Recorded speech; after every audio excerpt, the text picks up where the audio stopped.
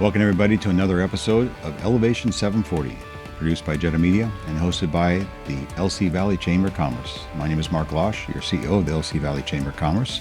And my guest today, I'm very excited about, is Jim Klemann, LCSC State College, Athletic Director, new to the area. It's a little different here with what we have going on. I want to read a little bit about you to our public, just so they get an idea, because a lot of folks probably don't know you. You were named this fall, as I think you said October is when you started. Yep, that's right. Leading 14 intercollegiate athletic NAIA programs, many of which are consistently ranked in the top 25 nationally. We have a big history here. LC State also hosts the Avista NAIA World Series. We're going to talk more about that. One of NAIA's premier championship events. You spent time at Rocky Mountain in Billings from 2021 to 25. Same 15 programs, 430 student athletes, University of Jamestown, North Dakota. We're excited you're here. Thank you. Appreciate the opportunity to come on and visit a little bit. So tell us what it's like coming here. It's been phenomenal. I mean, from a professional standpoint, to come into such a strong institution with such a great history and culture, as you mentioned, and then, for me personally, for my family, we've just loved the transition to the Valley. My wife and three kids, we've just really fallen in love with the Valley and all it has to offer. And the weather's been great too. We've loved North Dakota. North Dakota. Here. This is summer here. This is a little different than what we've experienced. So people tell me it does snow here. I haven't seen it yet, so I'll believe it when I see it. But no, it's been we felt really blessed. Wonderful. So what do you do your first 90 days coming into a role like this? I imagine it's going to be a little overwhelming, but it's got to be exciting. Very exciting. And I think the biggest piece for me as I've looked at coming in is just being really intentional in the conversations that we're having and getting to know folks. And I've been really fortunate. There's been a tremendous amount of folks in the community that have come alongside me and helped create a lot of introductions and introduce me to folks in the community. I want to give a shout out to Mike Tacko at Avista. My first couple of weeks, he was dragging me all around, just creating those introductions and helping me get to know folks. And that's continued through, the last 5 months of just getting that opportunity to sit down and listen to people's story. Why is LC State important to them? What are the things that they identify that we do really well, where places that we got to continue to get better.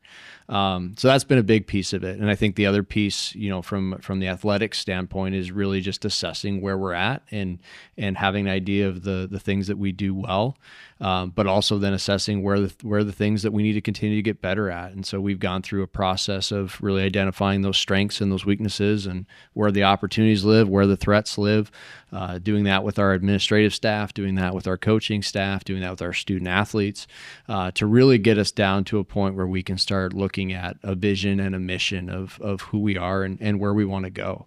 I said I'm coming into an amazing situation with a lot of great support and a room full of great human beings in the coaching staff and student athletes that we have. How do we now take those pieces of who we are and who we want to be and start talking about them in the sense of what are our core values? What are the standards that we're going to measure our program with and be present in our program every single day? How are we creating that student athlete experience and that journey that they're going to have at LC State for our student athletes? And for us, it's going to be building it around two main things. It's going to be servant leadership and excellence. And servant leadership for us is how we lead and serve others with compassion and strive for that betterment of all. And that excellence is understanding that it's a process. It's not the ultimate prize. It's what we're doing on a day in, day out basis to make our kids better and give them a great experience. And ultimately, as they progress through their journey at LC State, it's a transformative one. A famous quote I heard many years ago that I still try to follow: how you do anything is how you do everything. Exactly. No question. And that's how culture is, right? Yeah. When you're talking about building a culture is not a sometimes thing. It's not what you put on a wall or put on a t-shirt. Culture is what you live. It's a living, breathing thing. And so for us, it's establishing what that is and what we want to be, on a daily basis. But again, at the end of it is how we're impacting, right? Everything that we do is about creating that impact, whether it's on our student athletes, on the fans that come through the gate, on the people that are close to us in our program is creating that impact in our community. And we've got such a supportive community, and I know we're going to talk about that more, as we get into today, but that ability to have that type of support and be able to be a piece of the community that can then also be able to give back to our community and thank them for what they do to support us. It's special being an athlete here. Yeah, no question. You use the word student athlete. Let's talk about the student side first. There's some great news coming about some academic wins for your program. Yeah, coming in, you don't know, where things are at, and I just feel like we've got obviously a great institution. We know that our student athletes are going to be prepared, and we've got a tremendous support from our faculty and our staff.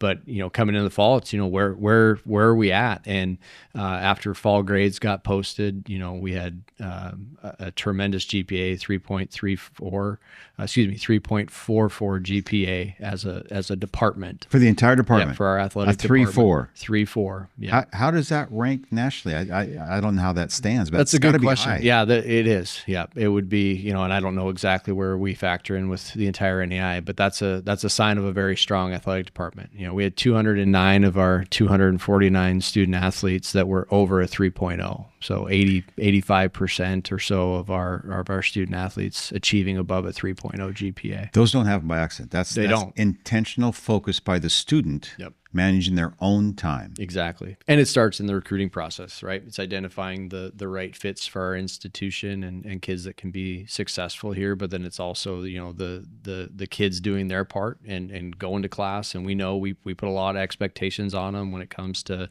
schedules and travel and practice and film sessions and weightlifting sessions. And so they get the credit. And I also credit our coaching staff as well of making it a priority in our programs that the academic side is important. That's why they're here at the end of the day. And I'm a big believer. A lot of folks, when they talk about athletics now in the scope of our society, intercollegiate athletics in particular, you see a lot of what's going on at the NCAA level, and it's a lot of commercialization. It's a lot of pay for play. You hear portal. About NIL, you hear about the portal. I feel really fortunate. I always tell people I'm biased. I've been a part of the NAIA for over 20 years as a student athlete. I went to Jamestown College, was a student athlete there, and then was at Rocky Mountain College as an athletic director. Being at the NAIA level, I believe, is that last real true frontier of a true student athlete experience, and we care about those outcomes of our students excelling in the classroom. And speaking with other leaders at the college, that's from the top down. No question. Yep. And it's an expectation. Dr. Pemberton, she has high standards for what we do in our department, and she gives us a ton of support. Our entire administration is incredibly supportive of our program. But yeah, it starts at the top. There's that expectation that we're going to be great, and we're going to be great in everything. That's I think the difference in a mindset when we talk about greatness, when we talk about excellence. It's what we're doing academically, athletically, socially, in our community. We want to be great in what we do, and you got to start with that standard. You got to start with that mindset, and then you got to execute. And so far in the classroom, our student athletes have done a really great job of that. You're building leaders. No question. So everybody's waiting for me to bring up the World Series. Yeah. So I'm just got here in September. You got here recently. Everybody talked about the World Series. Like, what is the World Series? So I'm learning as I go. Let's dive into the World Series. Yep. Tell me what's going on. Yeah, how it works. There might be two people that don't know what it is that might be watching this. Sure. So the Vista NAIA World Series has been a part of the Lewiston community for many, many years. And there was a time, back in the 80s, there was a group that was able to bring that tournament to Lewiston. It went away for a few years, and then it's been back ever since, I believe 2000. I may have my dates a little bit off there, but around 2000, the tournament returned. So the NAIA has championships all over the country. There's basketball, football, volleyball championships everywhere. I've been fortunate enough in my years in the NAIA to experience most all the championships. There's a few that I haven't been to, but nobody does a championship like Lewiston, and nobody does a championship like the NAIA does here in our community. And the NAIA is very, very proud of the tournament that we put on here.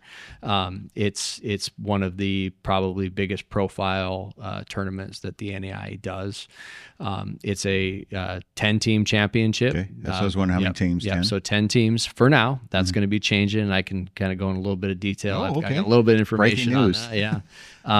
With some recent legislation that was passed. But yeah, 10 teams that make their way to Lewiston and compete for that national championship. And, from all over the country. Yep. So all over the NAIA. Yep. It's all NAIA institutions, and there's a opening rounds that occur. That's kind of the initial tournament, and then those whittle down to that final 10 and go compete. And LC State has been the most successful in that for a number of years. Really? We're proud to say we've won 19 national championships in baseball, and now it's time to start chasing that 20th. Wow, 19. I have a lot to learn. That's exciting. When does that happen? So that tournament starts Memorial Day weekend Okay. every year. So it's starts that Friday. So the town's going to Memorial shut Day. down.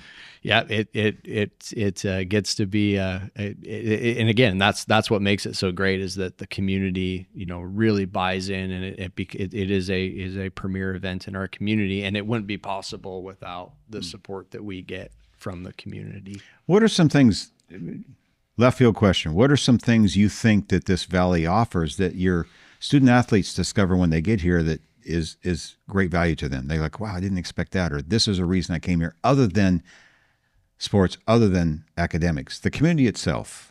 I think in my time, just being somebody that has come into the community, is that when you come into this community, people really care about you. They want to know your story. They want to learn about you, and they want to be there. They show up, in the gym, at the field. They're cheering us on. You come to a basketball game, you're going to see 1,000 people there, and that doesn't happen everywhere. That's I've been, again, a few places. There's been places where the community is all in, and there's other places where it might not be. And so I think that's one thing that you hear from our student athletes a lot, is they're just really, I think, positively taken back by the fact that people really care about them, and they care about their venture in sport and wanting to be successful. What's the biggest challenge you've seen so far coming here? That's a great question. I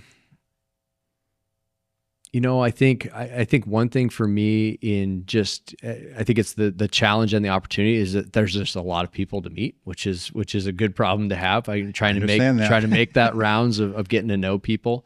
Obviously there's newness in process, right? And trying to get used to. I've been at small, NAIA schools, but this is the first public institution that I've been at. So some of the processes of kind of how things work in budgeting and requests and process and approvals, it's just different. It's not bad in a way. It's just different than I've experienced at other institutions. So just getting that learning curve, I think, has probably been the most challenging part. Yeah, I can totally attest to that. I met with someone today that I stopped into a business. I did business there and spoke to him, and I feel like I've been here a long time. It's been 4.5 months, and I met him once at a luncheon I was at. But then I said, "Oh, let's get together again." And both of us were really busy, and it's just I'm finding that I'm still running into people that I hadn't met yet, and then I go, "I should have gotten here sooner. I should have gotten here sooner." But there's just all you can do is all you can do. Mm-hmm. Yeah, it makes it tough. How do you connect with the community? What are the ways that you connect with the community other than word of mouth? You've got a newsletter that comes out. You've got the website. You've got all these different programs. Word of mouth is everything. Mm-hmm. I got to see your newsletter for the first time. Yeah. Great newsletter. Yeah. And I give a ton of that credit to our assistant AD, Alicia Alexander. She's the one that puts the heart and soul and makes it look pretty. Mm-hmm. She does a phenomenal job of recapping what we've got going on and what's coming up.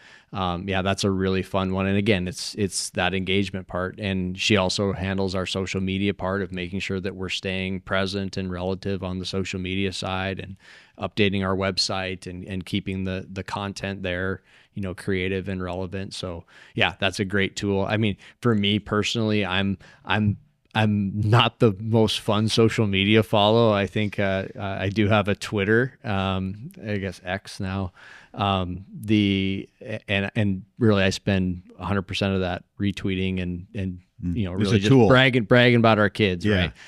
I'm a face-to-face person. I like to go and sit down with folks and break bread and talk about the things that we got going on. And again, it's just about hearing their story too and understanding, what their passions are and being able to tell our story. I've got a great story to tell about LC State and the successes that we've had and the successes that we want to have. And so, for me, it's just making that time and getting out and getting to know folks.